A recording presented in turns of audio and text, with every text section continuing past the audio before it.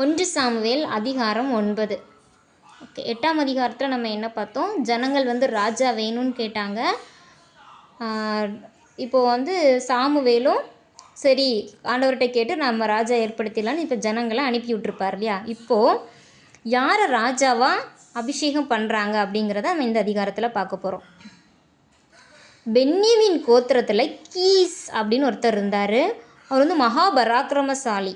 சரியா? கீஸ் அப்படிங்கிறவர் மகாபராக்கிரமசாலி.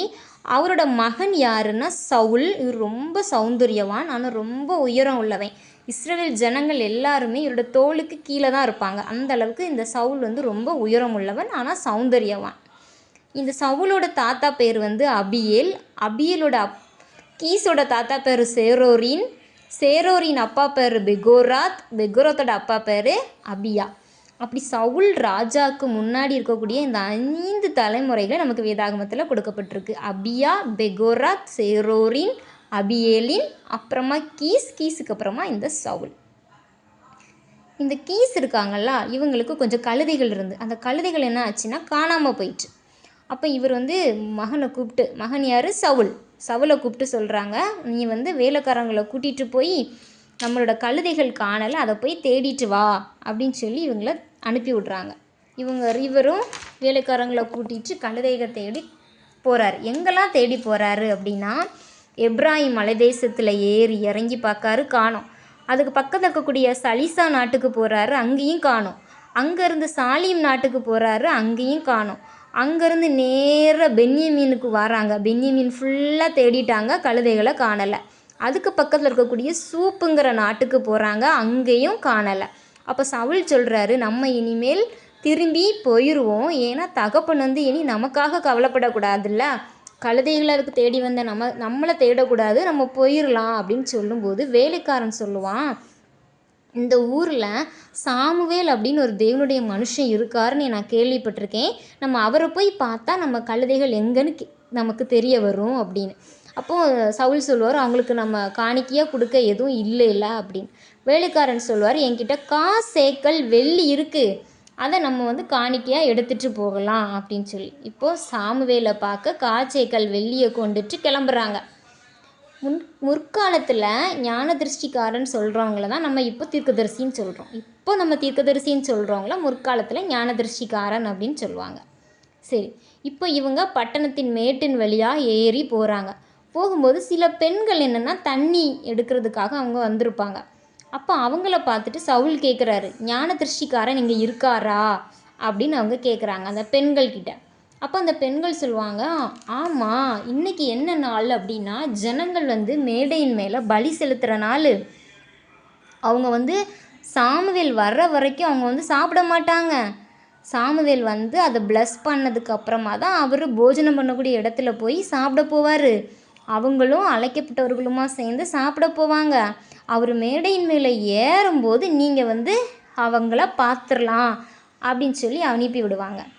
அப்போ அதே மாதிரி சவுலும் சாமுவேலை பார்க்க வர்றாங்க. அந்த இடத்துல சாமுவேல் வரும்போது சவுல் வந்துட்டுருக்கும்போது முந்தின நாளே கர்த்தர் என்ன சொல்லியிருப்பாருன்னா, நாளை இந்நேரத்தில் ஒருத்தன் வரப்போவான், பென்யமீன்லேருந்து ஒருத்தன் வருவான், நீ அவனை இஸ்ரவேலுக்கு அதிபதியாக அபிஷேகம் பண்ணு அப்படின்னு சொல்லி கர்த்தர் சொல்லியிருப்பார். அப்போது இவர் வரும்போதே கர்த்தர் சொல்லிட்டாரு, நான் சொன்ன ஆள் இவன் தான் நம்ம ஜனத்தை ஆள போகிறான் அப்படின்னு சொல்லி கர்த்தர் சொல்லிடுவார். கரெக்டாக அந்த போஜனம் பண்ணி இருக்கக்கூடிய அந்த நடு வாசலில் வந்ததும் சவுல் சாமுவேல்கிட்ட கேட்குறாரு, ஞான திருஷ்டிக்காரன் வீடு எங்கே அப்படின்னு கேட்குறாரு. அப்போ சாமுவேல், நான் தான் அது அப்படின்னு சொல்லிட்டு, நீ மேடைக்கு மேலே ஏறிப்போ, இன்றைக்கி நீ என் கூட போஜனம் பண்ணணும், நாளைக்கு உன் இருதயத்தில் இருக்கிறதெல்லாம் நான் உனக்கு சொல்லிடுறேன் அப்படின்னு சொல்லுவார். நீ காணாமல் போன கழுதைகளை உனக்கு கிடச்சாச்சு, அதை பற்றி நீ கவலைப்படாத, இஸ்ரவேலோட அபேட்சை உன்னையும் உன் வீட்டாரையும் தான் நாடி இருக்குது அப்படின்னு. அப்போது சவுல், என்ன இவர் இப்படி சொல்கிறாரு, நான் பென்யமீன் கோத்திரத்தில் சிறிய கோத்திரம், என் குடும்பம் ரொம்ப அற்பமானது அப்படின்னு. சாமுவேல் சொல்லுவார், அதெல்லாம் இருக்கட்டும், நீ ஃபஸ்ட்டு போஜனம் பண்ண போ அப்படின்னு சொல்லி அவரை சாப்பிட்ற இடத்துக்கு கூட்டிகிட்டு போய் ஒரு தலைமையான இடத்துல சாப்பிட வச்சாச்சு.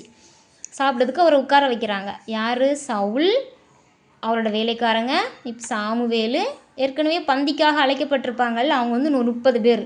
இவ்வளோ வெறும் சாப்பிட்ற இடத்துல உட்காரும்போது சாமுவேல் வந்து சமையல்காரனை கூப்பிட்டு கேட்குறாங்க, நான் உனக்கிட்ட கொடுத்த பங்கை கொண்டுட்டு வா. அப்போ சமையல்காரர் வந்து ஒரு முன்னந்தொட பகுதி அதனோடு இருந்ததையும் எடுத்துகிட்டு வந்து சாமுவேல்கிட்ட கொடுப்பாங்க. அப்போ சாமுவேல் வந்து இதை வந்து சவுல்கிட்ட கொடுத்து இது உனக்காக வைக்கப்பட்டது தான் அப்படின்னு சொல்லி இதை சவுலுக்கு கொடுப்பாங்க. அப்படியா அன்னைக்கு வந்து சவுல் வந்து சாமுவேலோட போஜனம் பண்ணுறாரு. அதுக்கப்புறமா அவங்க மேடையிலேருந்து இறங்கி பட்டணத்துக்கு போய் சாமுவேலோட வீட்டில் மேல் வீட்டில் உட்காந்து பேசிகிட்டு இருக்காங்க.